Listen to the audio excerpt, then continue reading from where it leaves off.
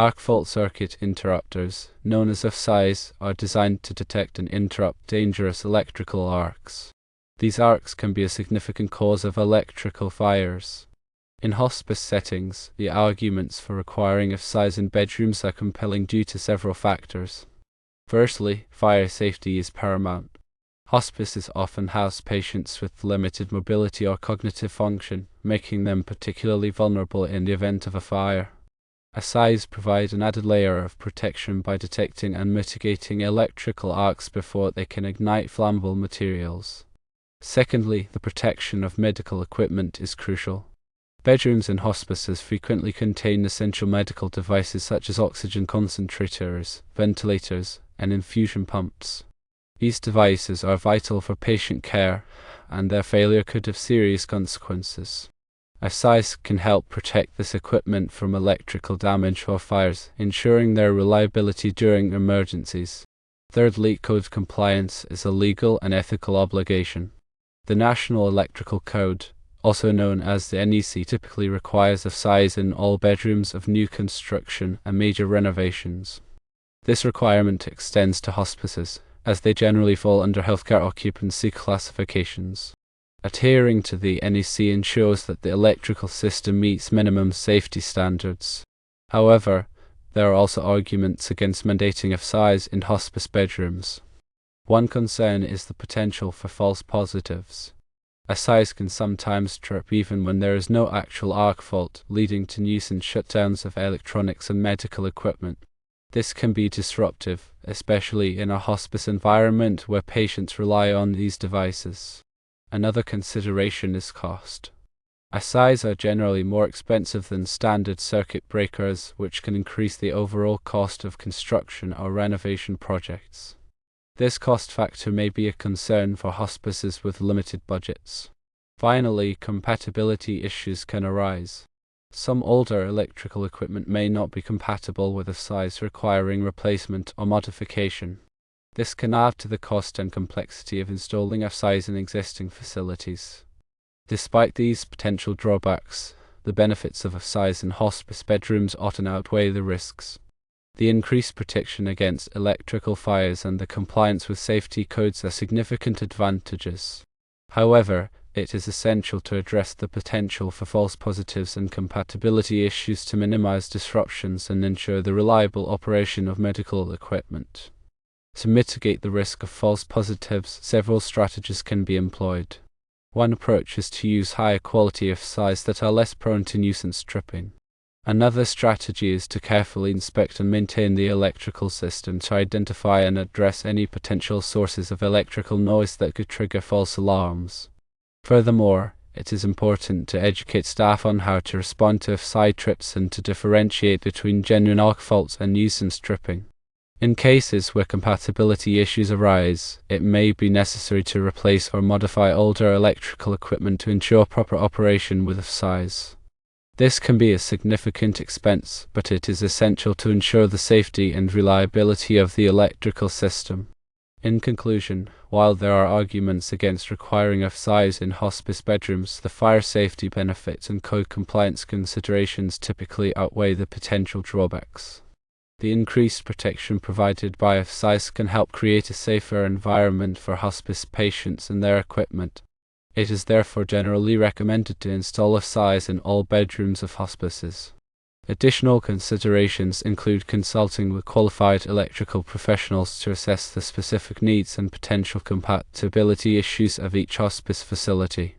Proper coordination with the fire alarm system is also essential to ensure that false alarms from AFCIs are not inadvertently dismissed. Regular maintenance and testing of AFCIs are crucial to ensure their proper operation over time. When considering the installation of arc fault circuit interrupters in a hospice setting, a thorough evaluation of the existing electrical system is essential. This evaluation should include an assessment of the age and condition of the wiring, the types of electrical loads served by each circuit, and any potential sources of electrical noise. The presence of older wiring can increase the risk of arc faults due to insulation breakdown and loose connections. Similarly, certain types of electrical loads, such as motors and electronic devices, can generate electrical noise that may trigger false AFCI trips. By carefully evaluating these factors, it is possible to identify potential problems and implement appropriate solutions before installing AFCIs. Another important consideration is the selection of the appropriate type of AFCI for the application. There are two main types of AFCIs: branch circuit AFCIs and outlet circuit AFCIs. Branch circuit AFCIs are installed in the electrical panel and protect the entire branch circuit, while outlet circuit AFCIs are installed at individual outlets and protect only the devices plugged into that outlet. In general, branch circuit AFCIs provide the most comprehensive protection, as they can detect arc faults anywhere along the branch circuit. However, outlet circuit AFCIs may be more appropriate in certain situations, such as when there are compatibility issues with existing wiring or when it is desired to provide localized protection for specific devices. Proper installation of AFCIs is also critical to their performance. AFCIs should be installed by a qualified electrician who is familiar with the NEC requirements for AFCI installation. The electrician should carefully follow the manufacturer's instructions and ensure that the AFCIs are properly wired and grounded. It is also important to test the AFCIs after installation to verify that they are functioning correctly. Regular testing of AFCIs is essential to ensure their continued proper operation. AFCIs should be tested at least once a month using the test button on the device. If an AFCI fails to trip when the test button is pressed, it should be replaced immediately. In addition to monthly testing, AFCIs should also be inspected periodically for any signs of damage or deterioration. Any damaged or deteriorated AFCI should be replaced immediately. Education and training are also important components of an effective AFCI program. Hospice staff should be trained on the purpose of AFCIs, how they work, and what to do if an AFCI trips. Staff should also be instructed on how to avoid causing nuisance AFCI trips, such as by overloading circuits or using damaged electrical cords. By providing comprehensive education and training, it is possible to minimize the risk of electrical fires and ensure the safety of hospice patients and staff. Furthermore, ongoing monitoring of the electrical system can help to identify potential problems before they lead to arc faults or other electrical hazards. This monitoring can include regular inspections of wiring, outlets, and electrical equipment, as well as the use of specialized equipment to detect electrical anomalies. By proactively monitoring the electrical system, it is possible to prevent electrical fires and ensure the continued safety of the hospice environment.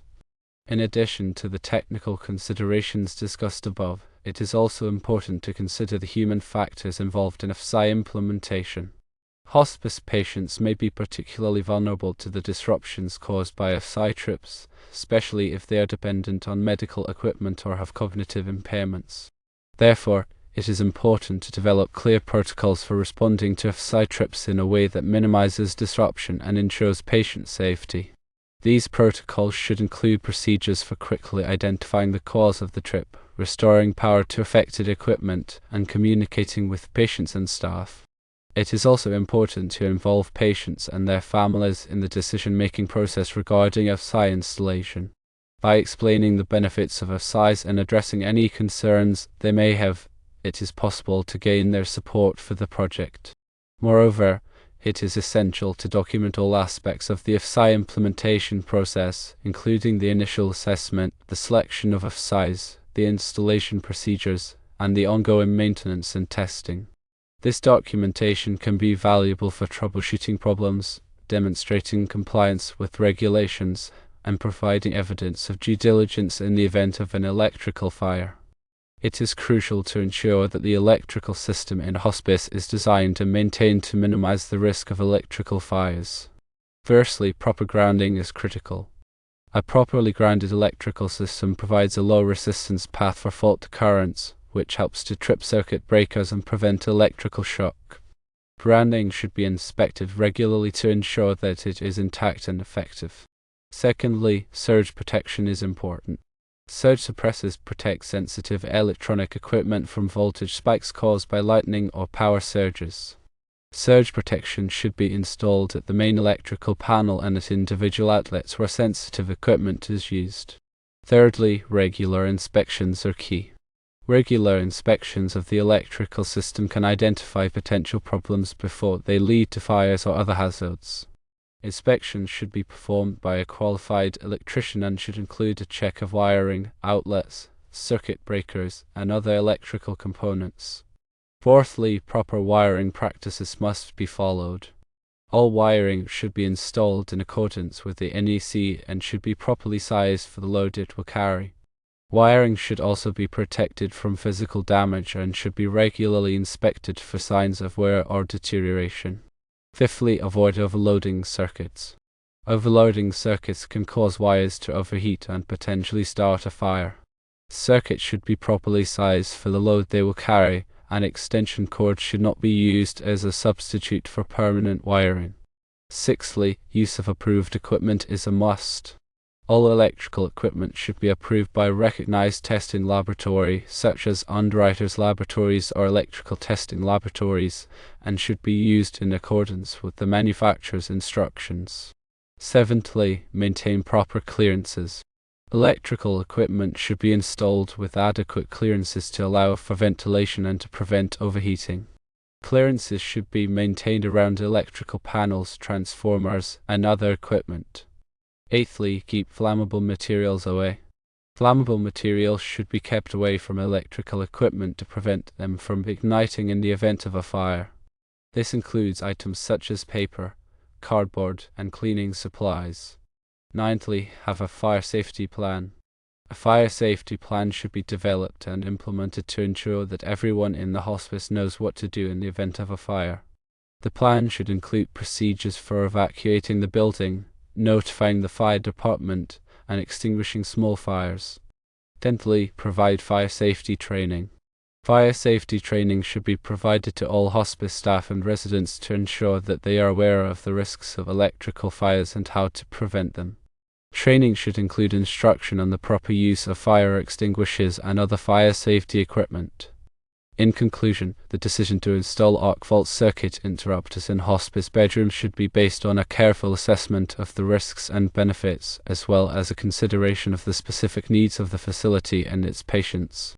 While AFCIs can provide an added layer of protection against electrical fires, they are not a substitute for a well-designed and maintained electrical system. By implementing a comprehensive electrical safety program that includes proper grounding, surge protection, regular inspections, and adherence to safe wiring practices, it is possible to minimize the risk of electrical fires and ensure the safety of hospice patients and staff.